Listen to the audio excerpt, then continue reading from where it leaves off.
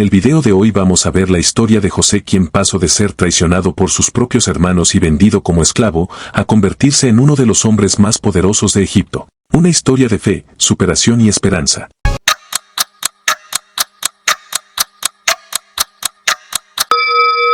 José tenía un don espiritual de Dios. Podía interpretar sueños espirituales. En el libro de Génesis se relata la historia de José, quien tuvo un sueño, y cuando se lo contó a sus hermanos, lo odiaron aún más. Él les dijo: escuchen este sueño que tuve. Estábamos atando gavillas en el campo cuando, de repente, mi gavilla se levantó y se mantuvo erguida, mientras que las gavillas de ustedes se juntaron alrededor de la mía y se inclinaron ante ella.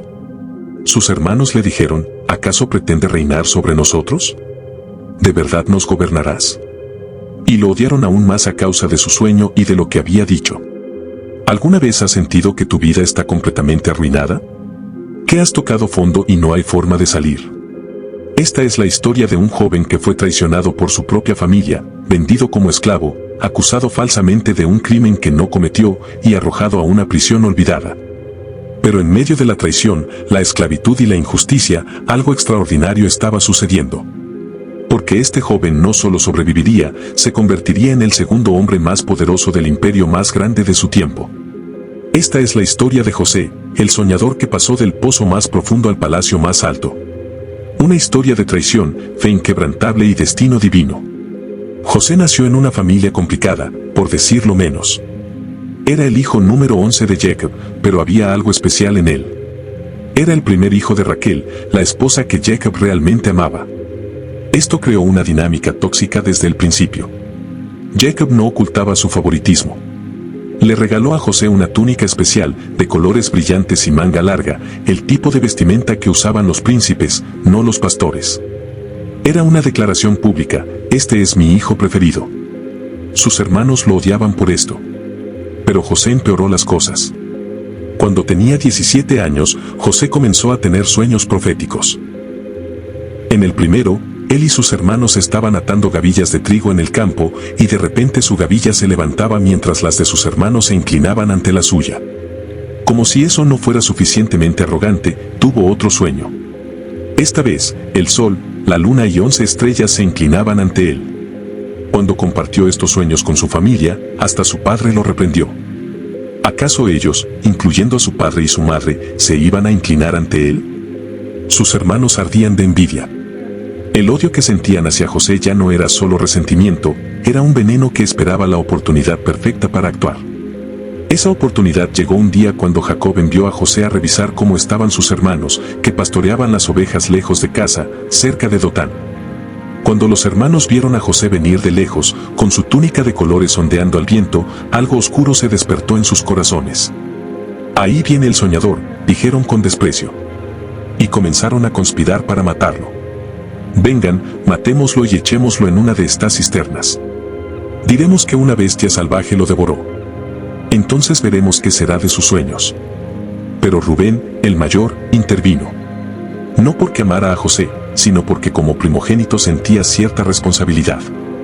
Propuso algo menos brutal: solo arrojarlo vivo a una cisterna vacía en el desierto.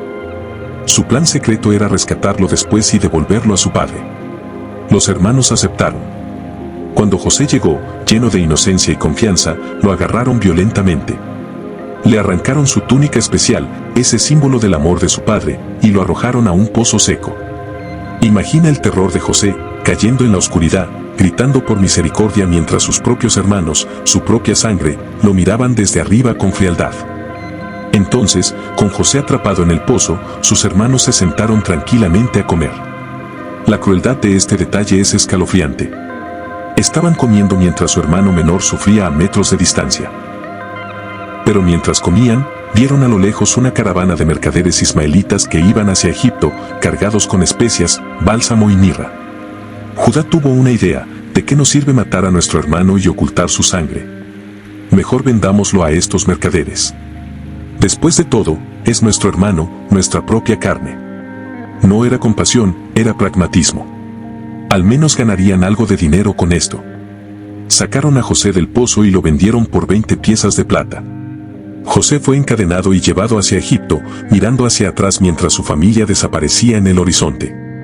Los hermanos tomaron la túnica de José, la mataron un cabrito y empaparon la túnica en su sangre. Llevaron la evidencia a Jacob y dijeron, encontramos esto. ¿Reconoces si es la túnica de tu hijo o no? Jacob la reconoció inmediatamente y gritó, es la túnica de mi hijo. Una bestia salvaje lo ha devorado.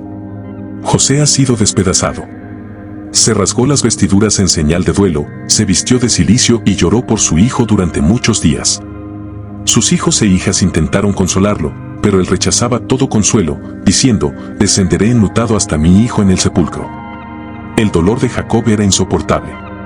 Y sus hijos, los culpables, tenían que verlo llorar cada día, cargando con el peso de su mentira. Mientras tanto, en Egipto, José fue comprado por Potifar, un oficial del faraón y capitán de la guardia.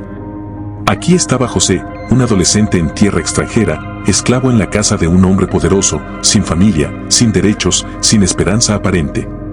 Pero había algo en José que no podía ser encadenado, la presencia de Dios. La Biblia dice que el Señor estaba con José y todo lo que hacía prosperaba en sus manos.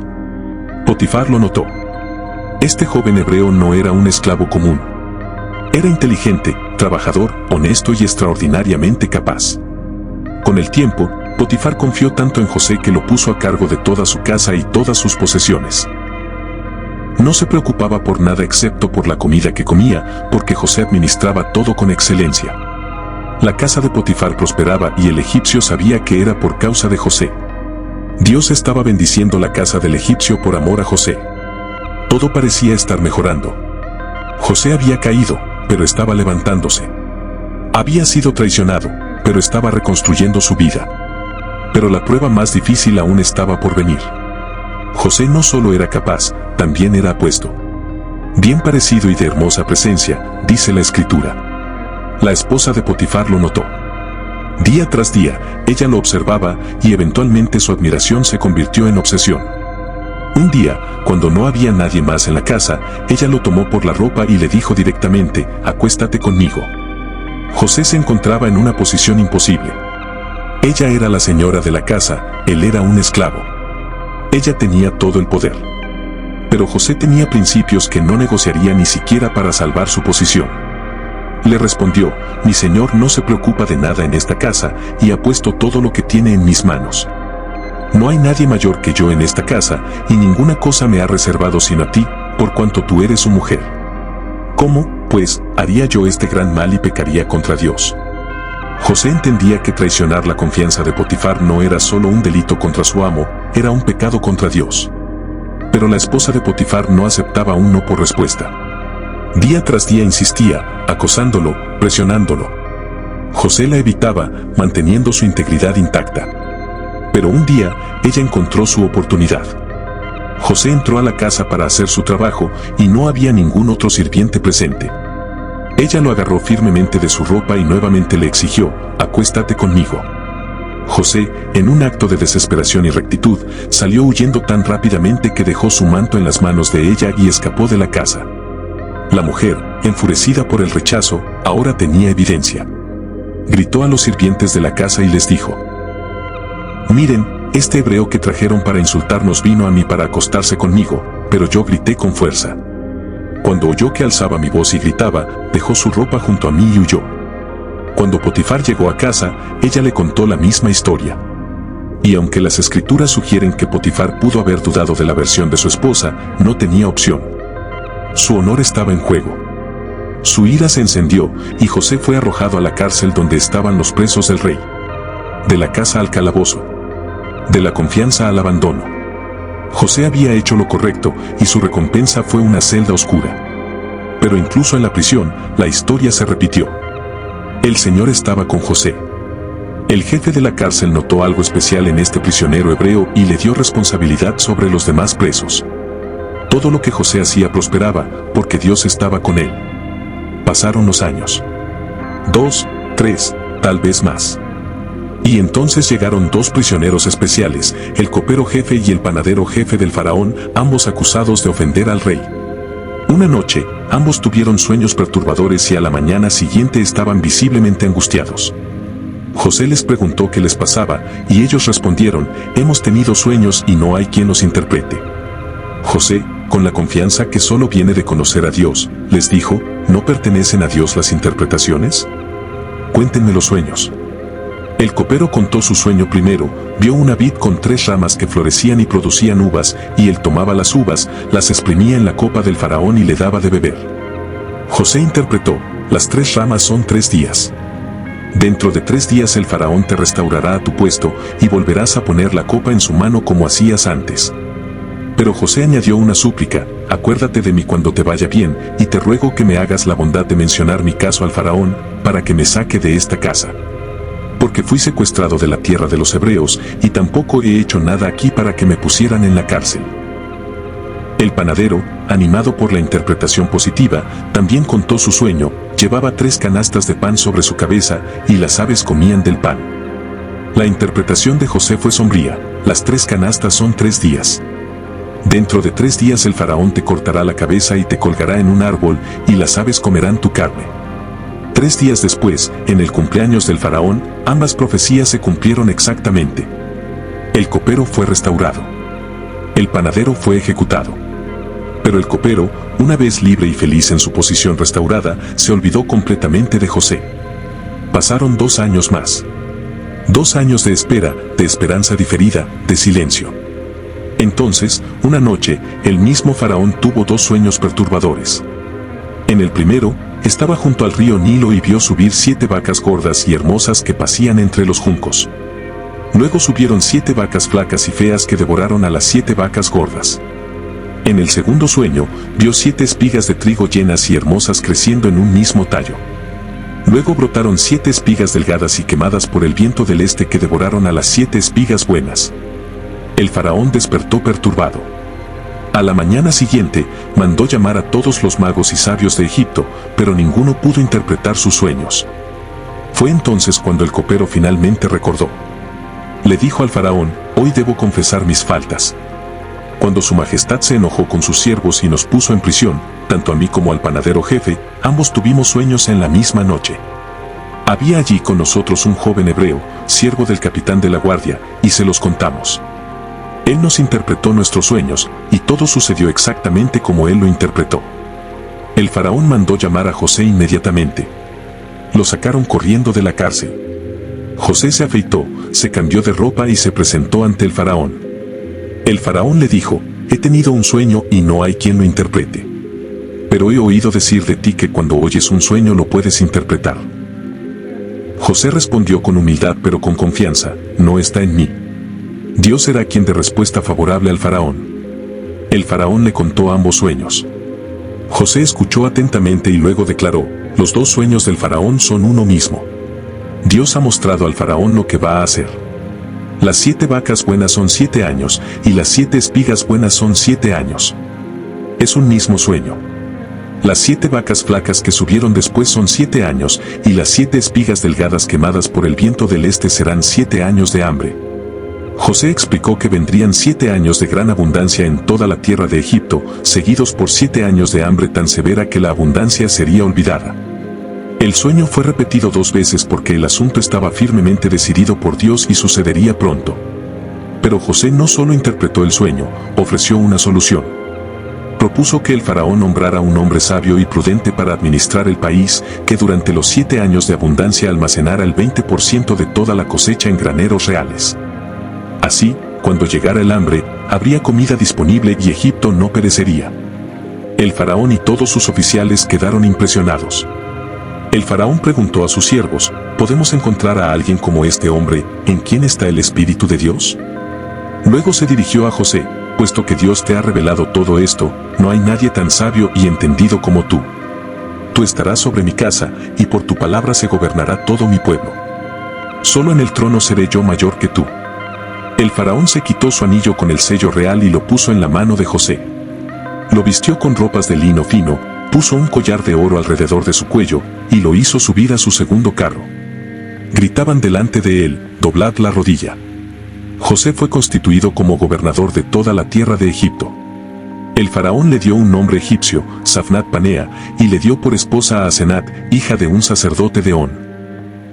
José tenía 30 años cuando entró al servicio del faraón. De los 17 años cuando fue vendido, habían pasado 13 años de esclavitud, traición, prisión y espera. Pero en un solo día, todo cambió. Del pozo al palacio. De prisionero a primer ministro. De olvidado a glorificado.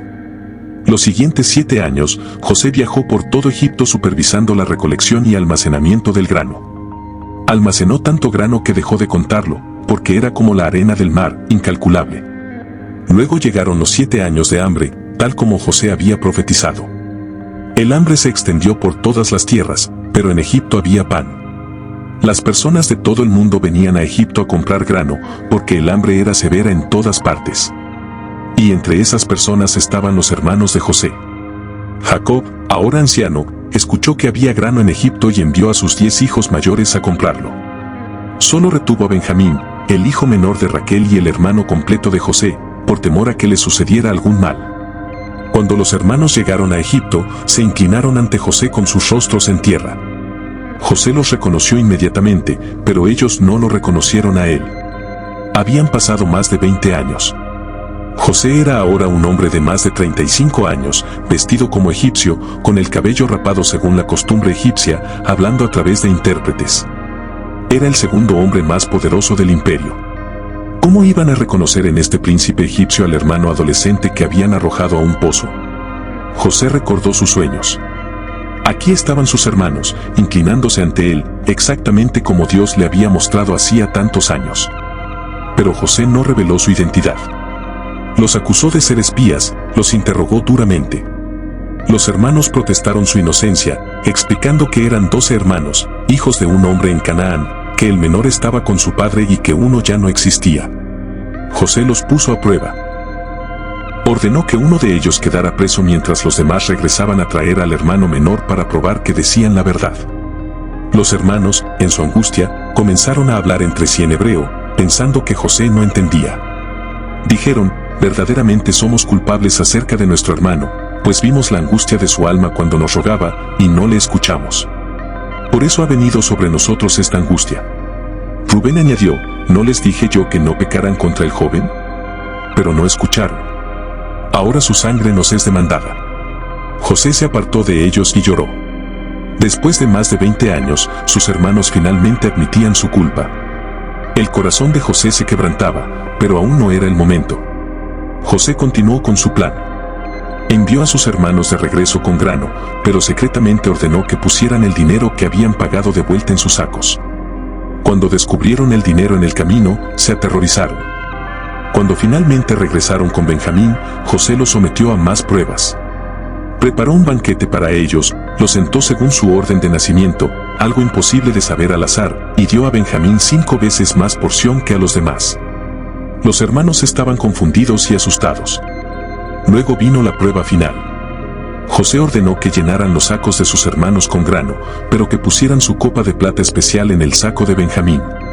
Cuando salieron de la ciudad, José envió a su mayordomo tras ellos, acusándolos de robar la copa. Los hermanos protestaron, seguros de su inocencia, y dijeron que quien tuviera la copa debería morir y el resto se convertirían en esclavos. Pero cuando buscaron, encontraron la copa en el saco de Benjamín. Rasgaron sus vestiduras en señal de desesperación y regresaron a la ciudad. Cuando se presentaron ante José, Judá, el mismo que había propuesto vender a José años atrás, dio un paso adelante. Con voz quebrada, Judá rogó por la vida de Benjamín.